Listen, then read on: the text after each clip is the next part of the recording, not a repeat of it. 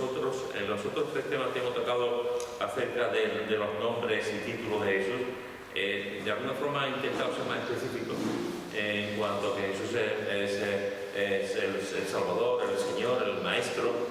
En el tema del Rey llevamos varias semanas y soy consciente de que me estoy desviando un poco por el tema, pero me parece sumamente importante que hablemos acerca de la verdad. Por eso llevamos 2 o 3 semanas que estamos hablando acerca de la verdad. Porque me parece muy importante, sé que me estoy desviando de Jesús como Rey.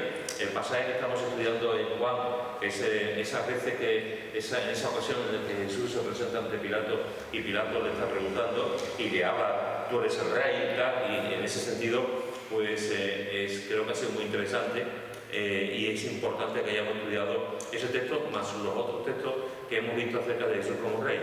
Pero entiendo que en las últimas semanas, con este tema de la verdad, pero de verdad creo que es sumamente importante en los tiempos que estamos viviendo, que tengamos, aunque me desvíe un poco, que tengamos entendamos bien que están en juego muchas cosas. Y están en juego verdades absolutas de la Escritura, no verdades a medias o no verdades que no sean importantes. Están en juego las verdades bíblicas y las verdades más importantes. Si la verdad siempre ha sido cuestionada y desde el primer siglo, al poco tiempo de resucitar Jesús, ya se hablaba mentiras y ya en las iglesias había herejías y falsos apóstoles y falsos maestros y falsos hermanos. Si ya a los pocos años de Jesús resucitar pasaba eso, ¿cuánto más ahora? La iglesia siempre ha estado luchando contra la falsificación, la iglesia siempre ha estado luchando contra la mentira. Eso ha sido una constante y siempre se han levantado hombres y mujeres que han enseñado otras cosas que no son la palabra de Dios. Pero de verdad que creo firmemente que como en los últimos tiempos nunca. Creo que estamos viendo un ataque despiadado, cruel, diabólico a las verdades absolutas que encierra la palabra. No solamente desde la sociedad, que lo puedo entender. La iglesia siempre ha sido atacada por la sociedad. La Biblia siempre ha sido atacada por la sociedad, no solamente por la sociedad o por los gobiernos respectivos, que también lo puedo entender, que sea atacada la iglesia, sea atacada la Escritura, que sea atacado el mismo Jesús. Y de hecho siempre ha ocurrido y siempre se ha perseguido y se sigue persiguiendo en el siglo XXI a las iglesias y a los creyentes por el simple pecado de ser cristianos.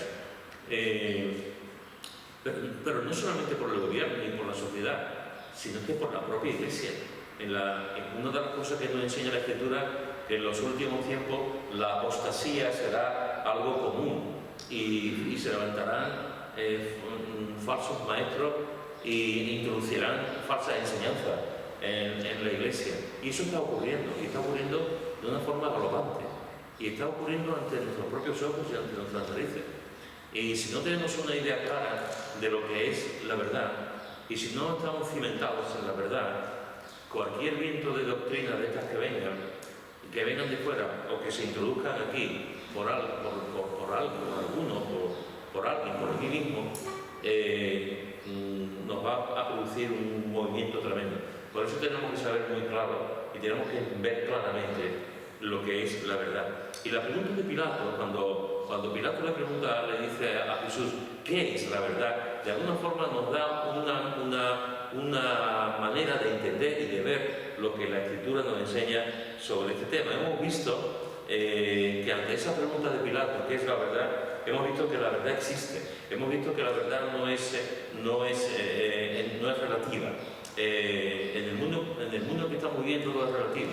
Y se nos dice que no es importante la verdad absoluta, porque lo importante es que cada uno tenga su verdad. Si tú tienes tu verdad, yo tengo la mía. ¿Cuál es superior?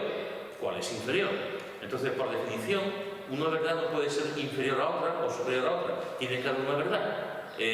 Lo que pasa es que en el mundo en el que estamos viviendo, pues este sincretismo religioso que hay, pues se enseña que cualquier fe, cualquier cosa, objeto de nuestra fe, de nuestro conocimiento es la verdad.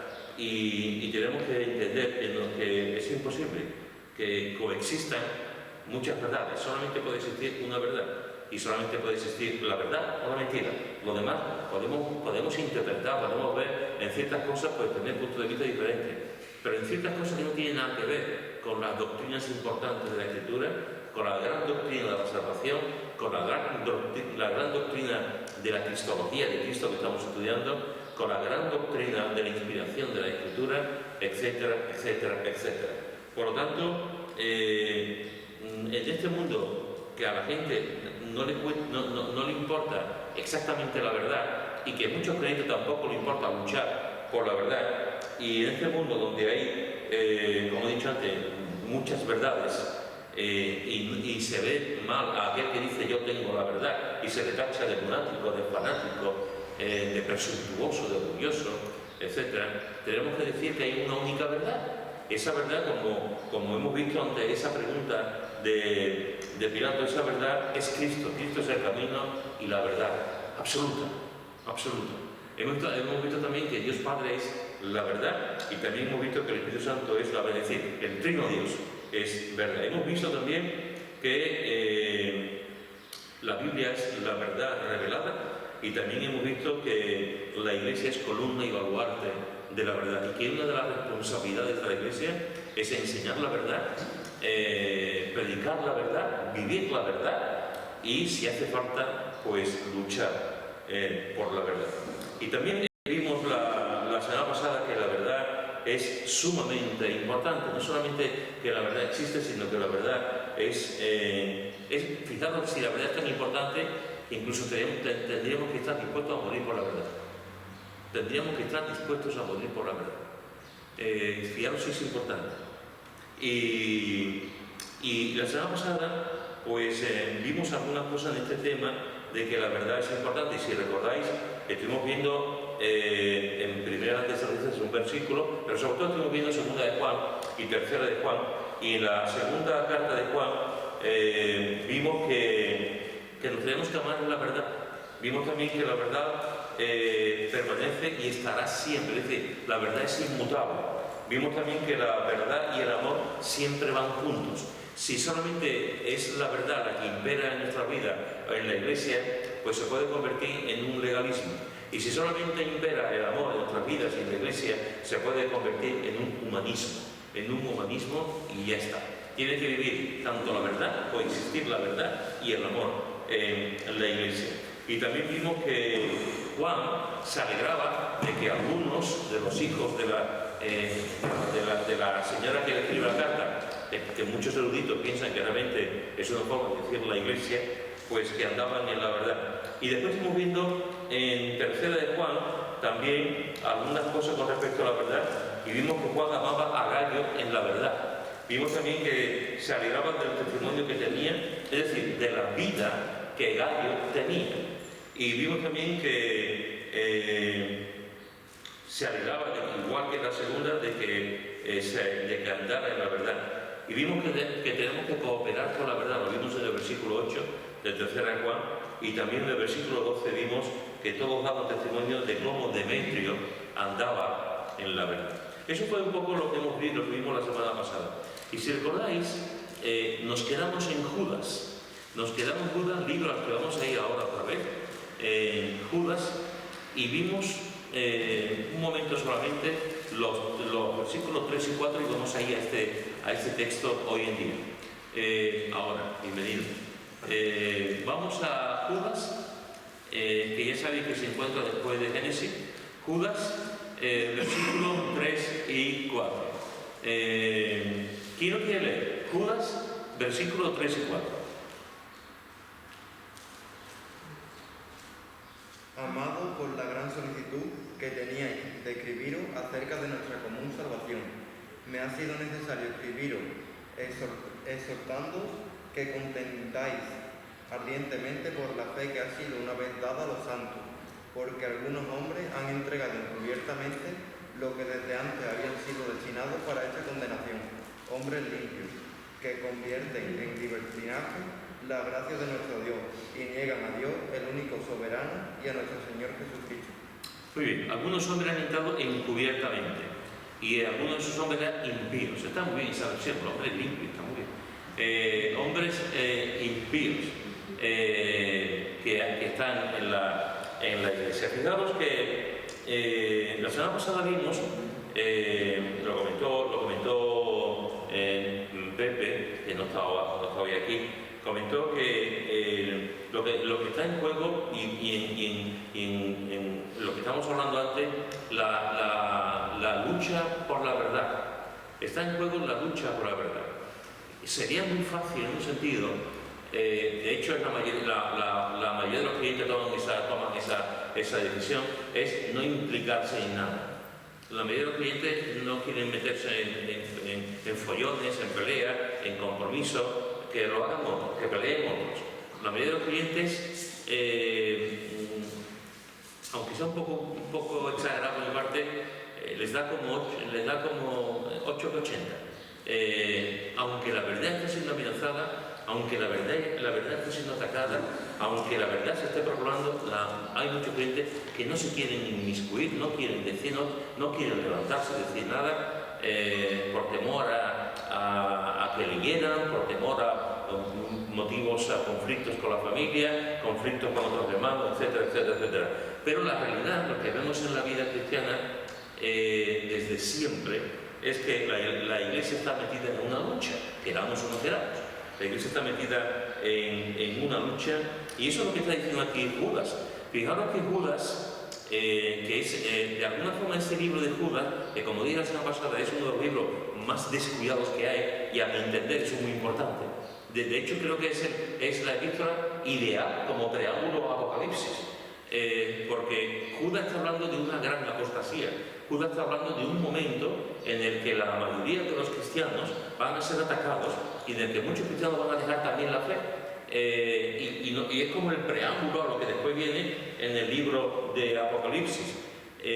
Judas es un libro que mucha gente no quiere leer porque no lo entiende o porque le da un cierto miedo, pero es un libro sumamente importante que nos habla de una realidad que va a pasar y que está pasando en los últimos tiempos. Y fijaros que comienza, dice en el versículo 3, amados, que es una manera hermosísima para dirigirse a los creyentes, a los que está saludando y a los que escribe esta corta carta. Dice, amados, por la gran solicitud que tenía de escribiros acerca de nuestra común salvación.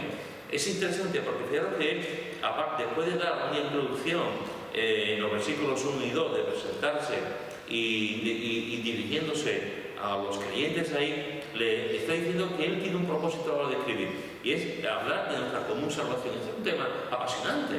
Este es un tema apasionante. Escribir para hablar de nuestra salvación. Ojalá todos escribiéramos libros que hablen de la salvación, y ojalá que cada vez que nos juntemos hablemos de la salvación y expresemos nuestra adoración y damos gracias por nuestra salvación, como en esta tarde también se ha hecho. La salvación, esa salvación, esa perla de gran precio que nunca podremos entender, que siempre tendremos que dar infinitas gracias por ella. No hay una cosa más hermosa que pasar horas hablando acerca de la salvación. El autor de Hebreo vuelve también a hablar de la salvación, nos dice que no descuidemos una salvación tan grande. Por lo tanto, si la salvación es tan grande, vamos a dedicarnos vamos a edificarnos con la salvación, vamos a cuidarnos los unos a los otros en ese sentido, y vamos a hablar de algo que nos une, que nos hermana, como es la salvación. Y Judas está allí y empieza escribiendo, tiene ganas de escribir acerca de nuestra común salvación. Pero parece que ocurre algo cuando empezó a escribir. Parece que en el momento que está diciendo esto, que quiero escribir acerca de nuestra común salvación, parece que en ese momento como que algo está pasando, algo ocurre, algo le trae a la memoria, algo está pasando guiado por el Espíritu Santo, y de pronto hace como un giro. Ya no va a hablar de la común salvación, sino que dice, me ha sido necesario escribiros, exhortándoos que contengáis ardientemente por la fe que ha sido una vez dada a los santos. Parece que estaba escribiendo acerca de la común salvación, pero ha habido un momento en el que él se ha acordado de algo que está pasando, preocupado por la situación que está pasando, y hay un giro. Y en ese giro dice, es como si dijera, quiero hablar con vosotros acerca de nuestra común salvación, pero me ha sido necesario escribiros exhortándoos que contendáis ardientemente por la fe que ha sido una vez dada a los santos. La semana pasada Pepe dijo que como comenté antes, la fe, el guardar la fe es una lucha, es una batalla. Y el Nuevo Testamento está lleno de esa batalla, de esa lucha. El apóstol Pablo se implicó muchísimo en la sana doctrina y le dieron por todos lados. El apóstol Pedro también, por la sana doctrina y porque podamos realmente, como vimos, ser que la Iglesia columna y baluarte de la verdad. Cuando Judas está aquí hablando de que contendáis ardientemente por la fe, está diciendo que luchéis con ganas, con deseos, vehementemente por la fe. Cuando habla aquí de la fe, no está hablando de la fe que salva, está hablando de la fe como cuerpo de doctrina. Es decir, está hablando de la sana doctrina. La fe, cuando creemos en Jesús, esa fe es la que nos ayuda, la que nos salva, la que hace que creamos en Cristo, que nos arrepintamos de nuestros pecados y recibamos a Jesús como Salvador. Pero aquí está hablando de la fe que entendemos por doctrina. Esa fe que entendemos por doctrina, el cuerpo de doctrina que la Biblia nos enseña y que la Iglesia también y como creyentes debemos vivir, es a eso, a lo que Judas está expresando, lo que está diciendo. Como dice un comentarista, con estas palabras Judas indica que el cuerpo de la verdad revelada ya está completo, no hay otro evangelio ni habrá otro. Es lo que está expresando. Y fijaros que cuando tú vas al Nuevo Testamento, tú te das cuenta de esas luchas y de esas cosas que estamos hablando acerca de la fe doctrinal, de la doctrina, de la buena, de la enseñanza. La fe, en este caso la doctrina, nos ha sido confiada para que la guardemos, hermano. Nos ha sido confiada para que la guardemos, entre otras cosas. Mira lo que dice en 2 Timoteo, capítulo 1, 2 Timoteo capítulo 4, versículo 7. 2 Timoteo capítulo 4, versículo 7. ¿Quién lo quiere leer? 2 Timoteo capítulo 4, versículo 7. He peleado la buena batalla, he acabado la carrera, he guardado la fe. Muy bien, aquí se está despidiendo el apóstol Pablo. Ya le queda muy poco para que lo maten. Y está diciendo que ya en esas 3 palabras está resumiendo su vida. He peleado la buena batalla, he acabado la carrera, he llegado hasta el último, he sido fiel en la carrera. Me han pasado muchas cosas, pero ahí llego hasta la meta. Y después dice, he guardado la fe. Y otra vez, aquí está hablando solamente de la fe que salva, está hablando de la fe doctrinal, de la fe que él defendió en tantas ocasiones y que le costó precisamente la muerte. Lo ha guardado estas cosas tan importantes en su vida. Y si vamos a 1 Timoteo, capítulo 4, versículo 6, 1 Timoteo capítulo 4, versículo 6, dice, ¿quién lo quiere leer? 1 Timoteo capítulo 4, versículo 6. Si esto enseña a los hermanos, será buen ministro de Jesucristo, nutrido con las palabras de la fe y de la buena doctrina que han seguido. Muy bien, fijaros como aquí Pablo le está enseñando a su hijo espiritual Timoteo, que está como pastor en la iglesia de Éfeso, le está diciendo todas las cosas que él ha dicho hasta ahora en el versículo, en los capítulos anteriores. Dice, si esto enseña lo que te he estado diciendo hasta ahora, si esto enseña a los hermanos, Timoteo, serás buen ministro de Jesucristo, nutrido con las palabras de la fe y de la buena doctrina que has seguido. Esa buena doctrina que has seguido, que el apóstol Pablo le ha enseñado. Durante todo el tiempo que ha estado bajo la cobertura, bajo el discipulado de Pablo, Pablo le ha enseñado a andar en fe y le ha enseñado también a andar con la buena doctrina. Y le está diciendo, tú, Timoteo, sigue enseñando la buena doctrina, sigue enseñando lo que es la fe. No solamente la fe que salva, que es la más importante en el sentido que si no tenemos esa fe no vamos a ir al cielo, No solamente la fe que salva, sino también la fe de la buena doctrina, la buena enseñanza, la que necesita escuchar la Iglesia y el mundo. Y después dice, en el mismo capítulo, en el versículo 16, le está diciendo, ten cuidado de ti mismo, que está muy bien, está muy bien. Pablo se preocupa de la salud de Timoteo, Pablo se preocupa del bienestar de Timoteo, Pablo se preocupa de la mente, del corazón, del cuerpo de Timoteo, como tiene que ser, que descanse, que tenga cuidado, que se cuide, en todos los sentidos. Pero al final dice, ten cuidado de ti mismo y de la doctrina. Ten cuidado de ti mismo y de la doctrina. Y fijaos que está diciendo, y persiste en ello. Y persiste en ello, pues haciendo esto te salvarás a ti mismo y a los que te oyeren. Timoteo, tú estás en un trabajo, tú estás llevando a la iglesia, tú estás pastoreando esta iglesia. Están pasando muchas cosas en esta iglesia. Tienes que tener una serie tienes que poner a una serie de ancianos, de responsables en la iglesia. Hay situaciones conflictivas y difíciles en la iglesia. Tómatelo con calma. Ten cuidado, Timoteo. Ten cuidado. O sea, cuídate. No trabajes 18 horas al día. Cuídate, estás tranquilo, no te vayas a dar un patatús, tranquilo. Pero también le dice, y ten cuidado de la doctrina. Porque lo que estaba en juego aquí, como en tantos otros sitios, era la doctrina, la buena enseñanza. Y fijaos que le está diciendo, ten de ti mismo y de la doctrina y persiste en ello. Persiste en tu cuidado personal, pero persiste como pastora en la enseñanza de la buena doctrina. Y en el capítulo 6, en el versículo 20, capítulo 6, versículo 20, ya terminando la epístola, dice, ¿quién no quiere leer? Capítulo 6, versículo 20. Timoteo, guarda lo que se te ha encomendado, evitando la profana plática sobre cosas vanas y los argumentos de la falsamente llamada ciencia. Lee también el 21. La cual, profesando algunos, se desviaron de la fe. La gracia sea contigo. Fíjate, está terminando también la epístola y vuelve Pablo a hablar de Timoteo. Oh Timoteo, guarda lo que se te ha encomendado. Guarda lo que se te ha encomendado. En el versículo 6 del capítulo 4 le está diciendo que se nutra con las palabras de la fe y de la buena doctrina que ha seguido. En el versículo 16 le dice, ten cuidado de ti mismo y de la doctrina, y persiste en ello.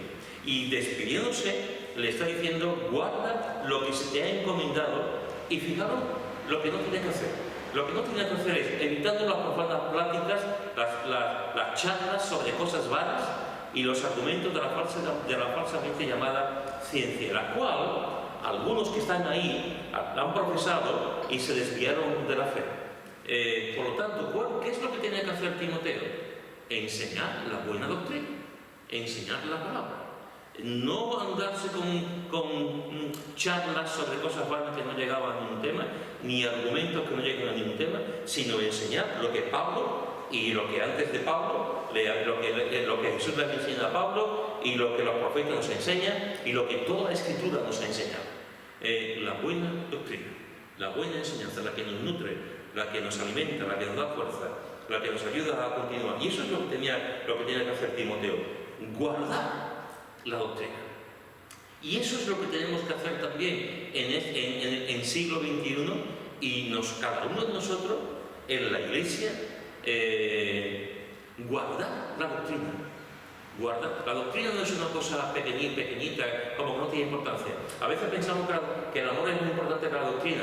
A veces pensamos que la doctrina es como una especie de peso, como una especie de ley, como que no tiene importancia. Una iglesia sin doctrina es una iglesia que se cae.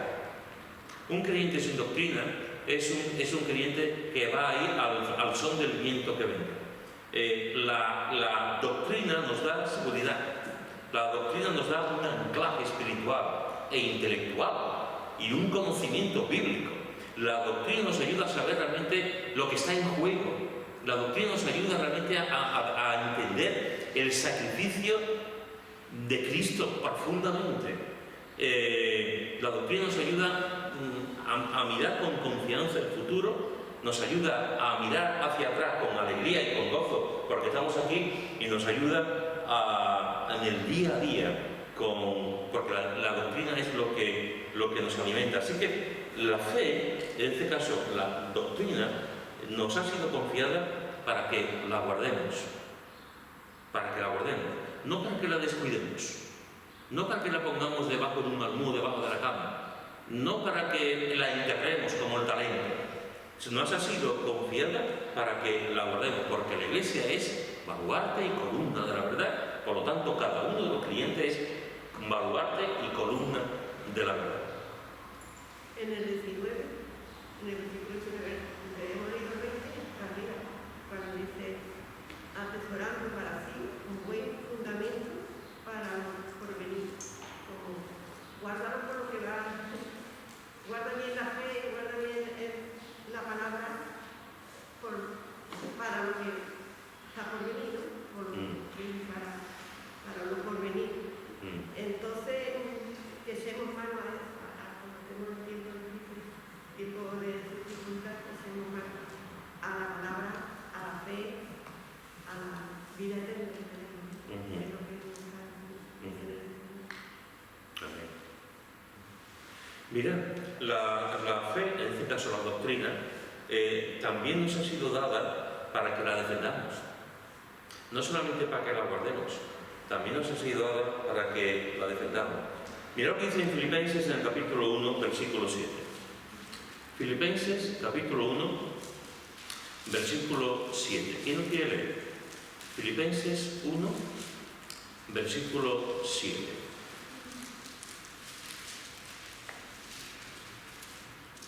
Como me es justo sentir esto de todos vosotros, por cuanto tengo en el corazón y en mis visiones, y en la defensa y confirmación del Evangelio, todos vosotros sois participantes conmigo de la gracia. Fijaros que Pablo está hablando aquí de que, bueno, que está con la iglesia allí, que lo tiene en su corazón, que en los versículos anteriores está hablando de que ahora por ellos, que en fin. Pero fijaros que está diciendo aquí también de que lo que está en la defensa y confirmación del Evangelio. Pero no solamente lo dice aquí en este versículo, en la defensa y confirmación del Evangelio. Mira lo que dice en el versículo 17. Pepe, léelo otra vez, pero el 17. Pero lo otro por amor, sabiendo que estoy puesto para la defensa del Evangelio. Lo vuelve a repetir. Estoy puesto para la defensa del Evangelio. Y mira lo que dice el versículo 27. Léelo también. Solamente que os comportéis como es digno del Evangelio de Cristo, para que os sea que vaya a ver, o que esté ausente, oiga de vosotros que estáis firmes en un mismo espíritu, combatiendo unánimes por la fe del Evangelio. Fijaros, además, este es un texto que está muy unido, además se puede, mentalmente se puede resumir muy bien. Versículo 7, versículo 27, versículo 27. O sea, se puede memorizar muy bien. Y en estos tres versículos está hablando Pablo de la defensa del Evangelio, y esa defensa del Evangelio tiene que ser unánime, por parte de todos. La iglesia de Filipo es una de las iglesias más importantes para Pablo. De hecho, quizás sea la iglesia más agradecida con Pablo. Es la iglesia que más le mandaba ofrendas.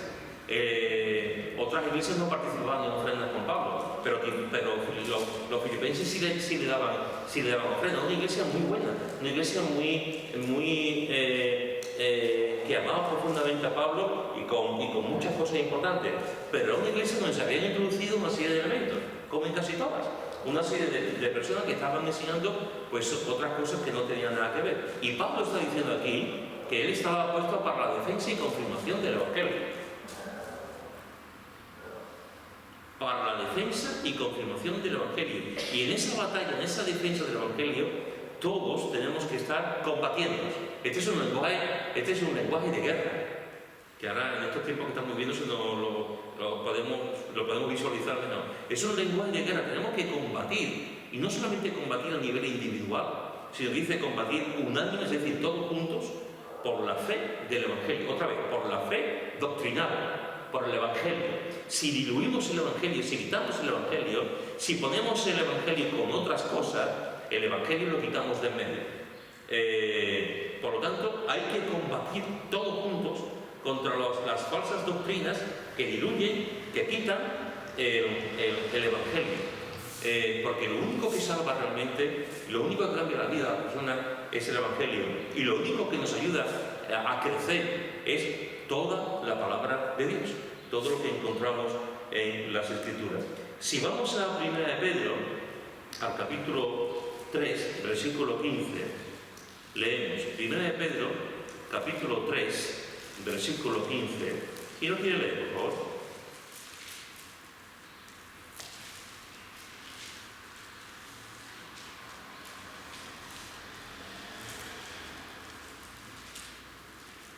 Sino santificad a Dios el Señor en vuestros corazones, y estad siempre preparados para presentar defensa con mansedumbre y reverencia ante todo el que os demande razón por de la esperanza que hay en vosotros. Muy bien, fijaros como Pablo está diciendo que él estaba para presentar defensa del Evangelio. Y aquí está diciendo el apóstol Pedro,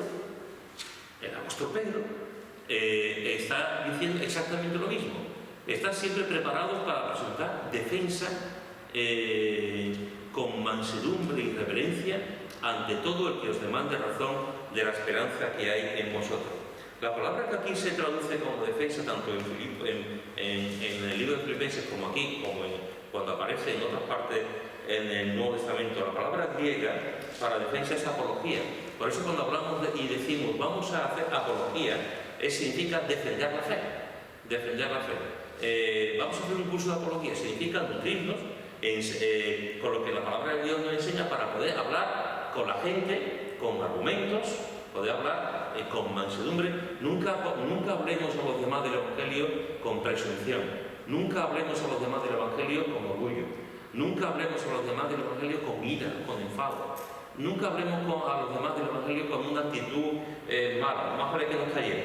Si presentamos defensa ante los demás, si compartimos el Evangelio, tiene que ser una actitud de mansedumbre. Tiene que ser una actitud de coloquio, pero una actitud sin levantar la voz. A veces resulta que empezamos a compartir el Evangelio, la otra persona nos contesta, yo levanto un poco la voz, la otra persona levanta la voz y lo que hay es una lucha. Eso no se puede hacer, porque quedamos mal y queda también mal el nombre de Cristo. Tenemos que presentar defensa, tenemos que hablar con la gente, pero de una manera en que yo razono, tú me escuchas, tú me dices, yo te escucho de una manera adecuada y que podamos presentar esa defensa del Evangelio. Pero al final, ¿qué dice aquí Pedro? Está preparado para presentar defensa con mansedumbre, está siempre preparado para presentar defensa con mansedumbre y reverencia ante todo el que os demande razón de la esperanza que hay en vosotros, es decir, de lo que ustedes creéis, de lo que ustedes creen. Está preparado siempre. La pregunta es, a mi entender, ¿cómo podemos estar preparados siempre para presentar defensa? ¿Cómo podemos estar preparados siempre para presentar defensa? ¿Cómo podemos prepararnos para presentar defensa del Evangelio? A través de la oración y del estudio de la palabra. A través de la oración y del estudio de la palabra. Es interesante el orden. Porque normalmente el orden, cualquiera diría el orden al contrario. Cualquiera diría el estudio de la palabra y la oración. Y no estaría mal contestado, ojo, no estaría mal contestado. Pero resulta que cuando defendemos la palabra sin oración,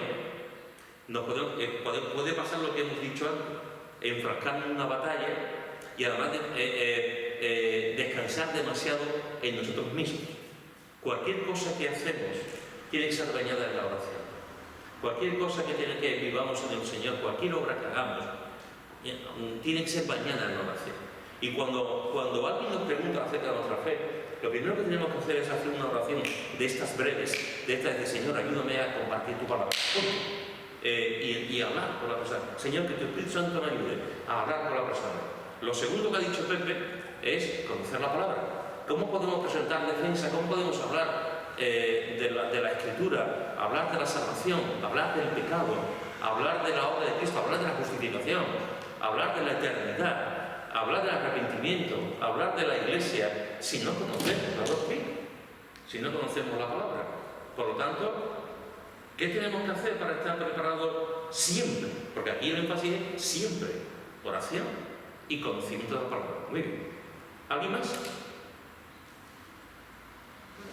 Yo creo que una de las cosas que últimamente estoy viendo mucho con respecto a este tema, ¿no?, de estudiar la palabra de demás, es que hay personas que usan la palabra para camuflar ciertas energías o ciertos pensamientos filosóficos y humanistas, ¿no? Y algo que estoy viendo muchísimo en las personas es que compran eso porque es una parte de verdad de lo que la Biblia dice, ¿no?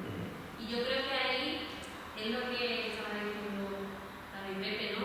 La importancia no solamente de orar para que el Señor prepare el terreno, sino orar para que también el Señor te dé el discernimiento de saber qué es lo que realmente la palabra dice y lo que la persona te está diciendo que no es cierto. Eso es. Una de las cosas, los veteranos, los que llevan más tiempo se acordarán, porque lo dicen muchas veces. Una de las cosas que José María siempre, como ha sido policía, una de las cosas que José María siempre ha dicho, lo recuerdo en muchas ocasiones, ¿cómo se puede ver un billete falso, un billete verdadero? ¿Cómo sabemos cuál es un billete falso y cuál es un billete verdadero? ¿Recordáis lo que ha dicho tantas veces? Saber cómo se parece un verdadero. Conociendo el billete verdadero, no tanto el falso, sino conociendo el billete. Está hablando un policía. Sabiendo las marcas que tiene El billete verdadero. Pues porque los billetes falsos no son exactamente igual que el verdadero. Nunca podrán ser igual que el verdadero. Siempre hay alguna cosita. la marca del agua no la tienen los marcos. Pues lo que está diciendo Marta es exactamente así.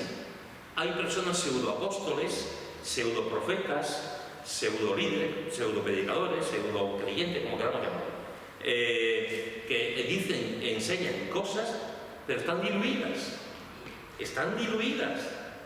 Y como no tengan un discernimiento claro de la verdad, se nos puede engañar. Porque incluso por el oído puede decir, bueno, esto no suena tan mal. Pero si conocemos la palabra, nos paramos, meditamos, rumiamos, decimos, no, esto no es la verdad. Esto no es lo que dice la Escritura. Esto suena bien, pero esto es nada, esto es vacío, esto no llega a ninguna parte, esto es mentira.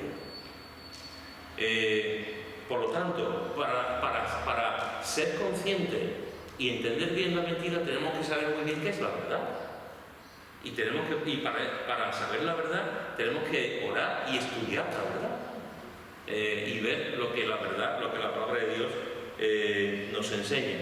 Y la verdad, hermanos y hermanas, lo he dicho antes y lo seguiré diciendo toda mi vida, la verdad siempre será atacada por gente de fuera y por gente de dentro. Por gente de fuera será más fácil, porque vienen de fuera. Por gente de dentro será más complicado, porque los conocemos. Pero la verdad siempre será atacada. Y en ese sentido tenemos que tener mucho cuidado. Si eran en los tiempos que se escriben las cartas, las epístolas, y ya la verdad estaba siendo atacada, en los primeros compasos de la Iglesia, la verdad estaba siendo atacada. Mirad lo que dice en 2 de Pedro, en el capítulo 3, versículo 1 al 4. 2 de Pedro, capítulo 3, versículo 1 al 4. ¿Quién lo quiere leer, por favor? 2 de Pedro 3, del 1 al 4. Amado, esta es la segunda carta que os escribo, y en ambas despierto con satisfacción vuestro limpio entendimiento, para que tengáis memoria de las palabras que antes han sido dichas por los santos profetas, y del mandamiento del Señor y Salvador dado por vuestros apóstoles. ¿Sigo? Sí, hasta el 4. Sabiendo primero esto, que en los postreros días vendrán burladores, andando según su propia concupiscencia, y diciendo dónde está la promesa de su avenimiento, porque desde el día en que los padres durmieron, todas las cosas permanecen así como desde el principio de la creación. Fijaros, Jesús acababa de resucitar. Jesús acababa, esto son 30 años después, Jesús acababa de resucitar. Jesús ascendió a los cielos. Jesús dijo que iba a venir por segunda vez. Todavía estaba muy fresca en la memoria de Pedro y de la gente que estuvieron con Jesús. Todavía estaba muy fresca la imagen de Jesús. y estaba muy fresca lo que los ángeles decían que iba a venir. La iglesia veía con expectación que Jesús iba a venir por segunda vez, pero ya salieron burladores, ya salieron en ese momento ya salieron gente diciendo, ¿dónde está la promesa de su advenimiento? Es decir, ¿dónde está Jesús? En ese momento ya había gente que era incrédula ante la segunda venida de Cristo. Y llevaban nada, y ya eran incrédulas con la segunda venida de Cristo. Ya había gente que se burlaba, ¿y este Cristo cuándo va a venir? ¿Y este Cristo que ha dicho que va a venir? ¿Y este Cristo, tú Pablo, tú esto, dónde está? ¿Dónde está? Ya se burlaban. Y Jesús acababa de irse, prácticamente como aquel dice. Y ya se estaban burlando. 2000 y pico de años después, sigue pasando.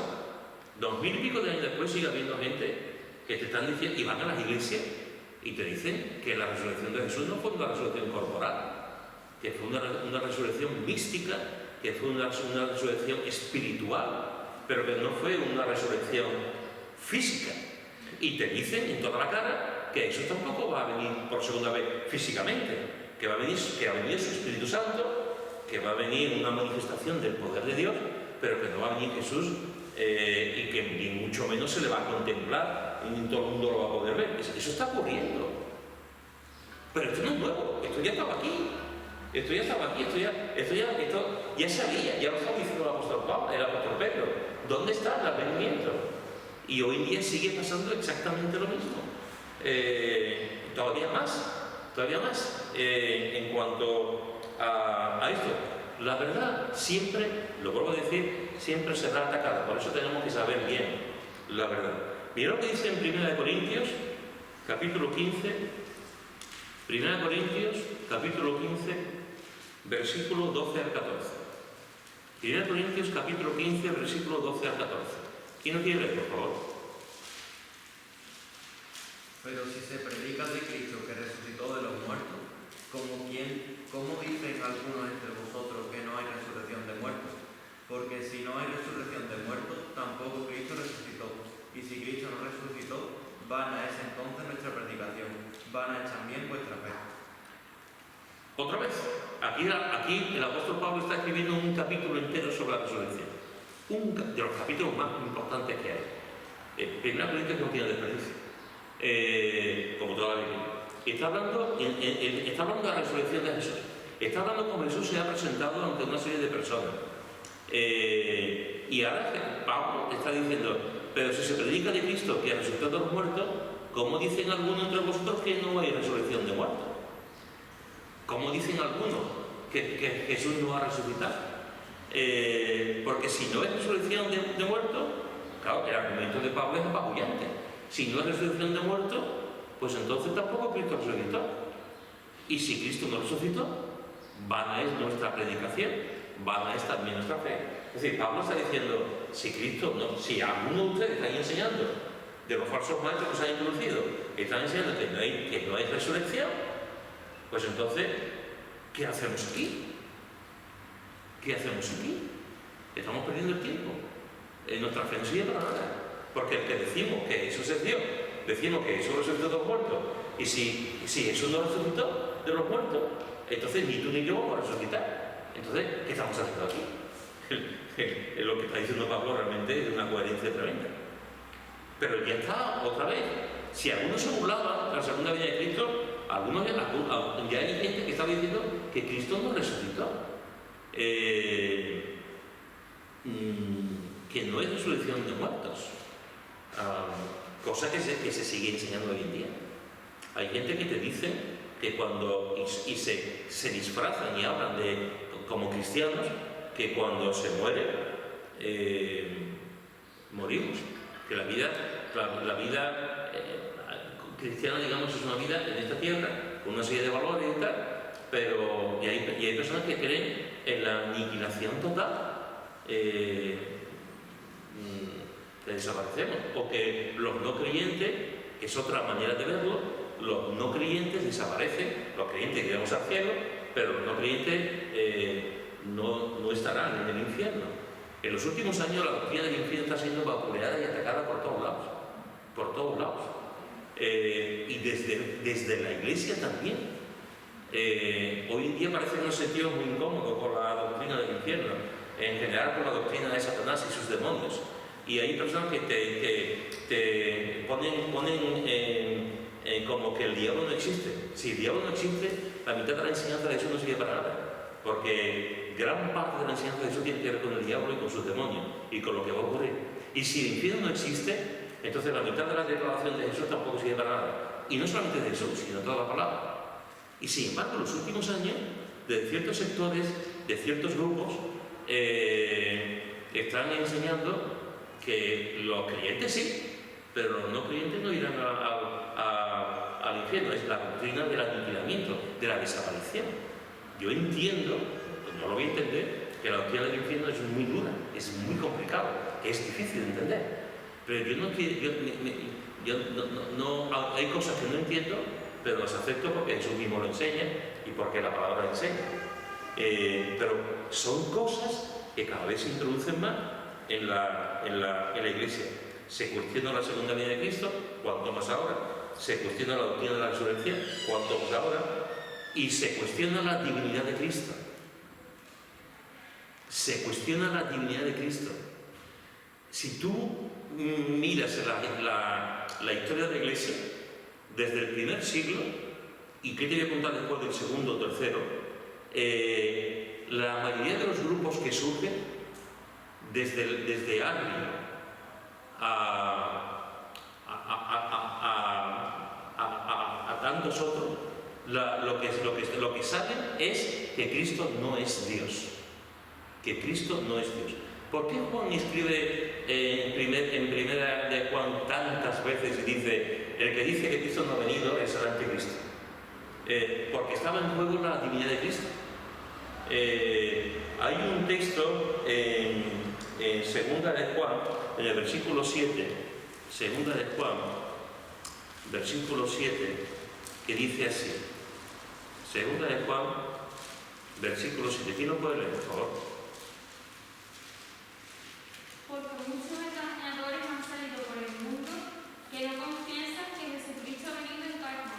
Quien esto hace es el engañador y el anticristo. Muchos engañadores, no dice algunos, muchos engañadores han salido, y vuelvo a decir, todavía había creyentes que habían visto a Jesús, que han salido por el mundo que no confiesan que Jesucristo ha venido en carne.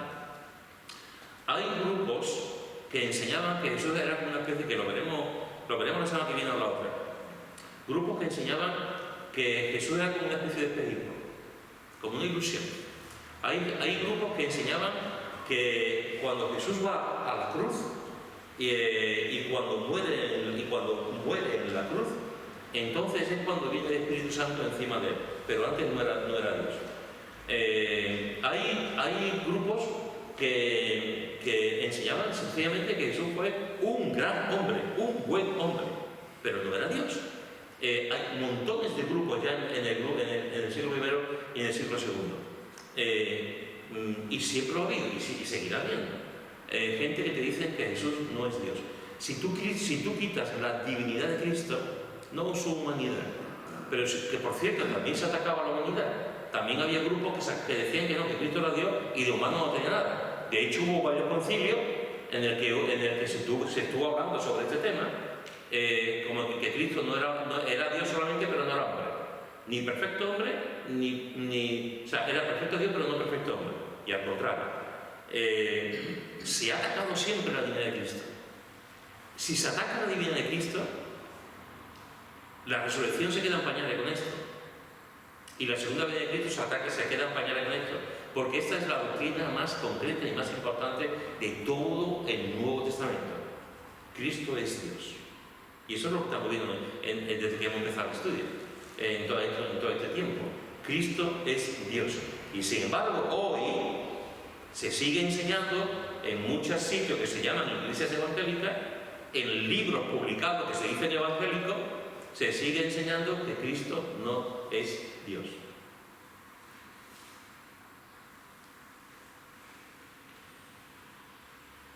Otra vez, perdóname que sea pesado, tenemos que estar preparados para la defensa del Evangelio.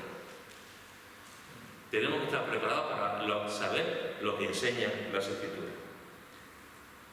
Y con esto ya termino. Gálatas capítulo 1, versículos 6 al 8. Gálatas capítulo 1, versículo 6 al 8. ¿Quién lo quiere leer?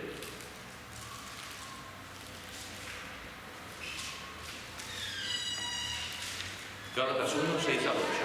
Estoy maravillado de que tan pronto me hayáis dejado de que llamó por la gracia de Cristo para seguir un evangelio diferente. No que haya otro, sino que hay algunos que os perturban y quieren pervertir el evangelio de Cristo.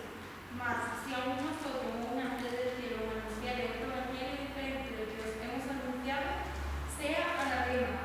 Como antes hemos dicho también, ahora lo repito, si alguno os predica diferente evangelio del que habéis recibido, sea anatema. Pues, ¿busco ahora el favor de los hombres o el de Dios? ¿O trato de agradar a los hombres? Pues si todavía agradara a los hombres, no sería siervo de Cristo. Muchas gracias, muy bien. Fijaros que una de las cosas que creo que tenemos que estar eternamente agradecidos es a la actitud de Pablo. Y fijaros que Pablo está diciendo, en un ejercicio de consistencia, de sinceridad y de integridad, Pablo está diciendo, si aún nosotros, es decir, si yo o mi equipo, os predicara un evangelio diferente, sea anatema, sea maldito. Y está hablando Pablo. Pablo podía haber dicho, cree en mí. Pablo podía haber dicho, yo todo lo que hago es el evangelio. Pablo podía haber dicho, yo nunca me voy a tener una equivocación y voy a hacer una herejía. Pero Pablo dice, aún yo, si yo predicase un evangelio diferente, yo sea maldito. Hay que ser un hombre íntegro, con la idea muy clara, para decir eso. Y Pablo estaba, como dice el versículo 6, Pablo estaba maravillado. Es que maravillado, pero no de algo bueno, de algo malo. Estaba maravillado de que tan pronto la iglesia de Galacia, tan pronto os hayáis alejado. Si hace poco tiempo que estaba aquí, hace poco tiempo que se ha compartido el evangelio, hace poco tiempo que sois una iglesia, hace poco tiempo, y ya os había alejado del evangelio, ya os había apartado del evangelio para seguir un evangelio diferente. No que haya otro, sino que hay algunos entre vosotros que os perturban y quieren pervertir el evangelio de Cristo. Te he dicho esta tarde que te he dado cuatro pinceladas nada más. Te he dicho que en aquel tiempo ya se cuestionaba la segunda venida de Jesús, que en aquel tiempo ya se cuestionaba la doctrina de la resurrección, que en aquel tiempo ya se cuestionaba la divinidad de Cristo y que en aquel tiempo ya se cuestionaba la verdad del evangelio.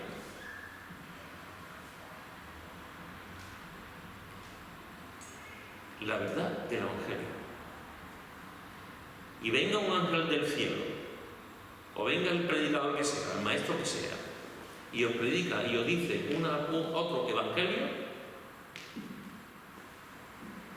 desecharlo, dejarlo, y aunque sea yo maldito por predicar otro evangelio.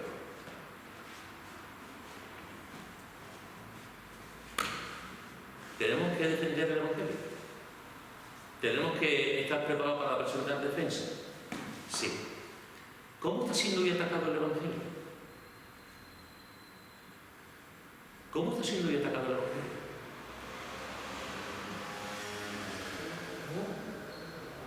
¿Cómo está siendo hoy atacado el evangelio? Por el evangelio de, ¿cómo dice? La prosperidad. El evangelio de la prosperidad. Cómprate un Rolls Royce, que esa es la voluntad de Dios para tu vida. Lo que Dios quiere es que tú seas rico. Y Dios va a venir a bendecirte, a darte una buena casa y a darte un buen dinero. Esa es la voluntad de Dios. Muy bien. Eso es una perversión. Eso es un evangelio falso. Eso es que ha tenido, ahora ya no tanto, pero durante mucho tiempo ha tenido muchísimos seguidores, sobre todo en Norteamérica. Muchísimos seguidores. El evangelio de la prosperidad. Muy bien. Pero nos olvidamos del sufrimiento, nos olvidamos del dolor, nos olvidamos de la pobreza, nos olvidamos de la persecución y se hace énfasis en eso. Muy bien. ¿Qué más doctrina? ¿Cómo se ataca hoy el evangelio? Por la indiferencia. ¿Por? Indiferencia. Ni chicha ni limonada. por la indiferencia, Y poner en contra todos los mandamientos de Dios, que lo hacemos al revés. por la indiferencia, por poner en contra todo lo que Dios manda, toda su palabra. El humanismo también. El humanismo disfrazado de cristianismo, el humanismo, Legalismo. el legalismo, el viejo enemigo de la iglesia y de los creyentes, el legalismo, que siempre está ahí. El Evangelio descubre cómo es, ¿no? Y porque no quieren leer para no verse sus faltas, sus pecados, y como no quieren reconocer, dicen que no quieren hablar del infierno, que no quieren el infierno, pero es que nadie quiere creer que es un pecador. Entonces, pecado es cosa grande, matar a alguien o hacer cosas, pero el pecado no lo consideran pecado que pueda cegar de pensamiento, como te dice la Escritura. Entonces puedes tener, aquí te está yendo, puedes tener pensamientos malos contra otra persona y tú no, pues bueno, esto no lo sabes y esto es un pensamiento mío, es mi interior, pero aquí te está revelando mi pecado. Entonces no quieren leer para no verse ellos como son, porque esto no dice como son los. Entonces le dice, ¿tiene Biblia? No entiendo, yo no me pongo ahí, pero no entiende que Bueno, vamos a terminar. ¿Algún hermano o alguna hermana quiere decir algo?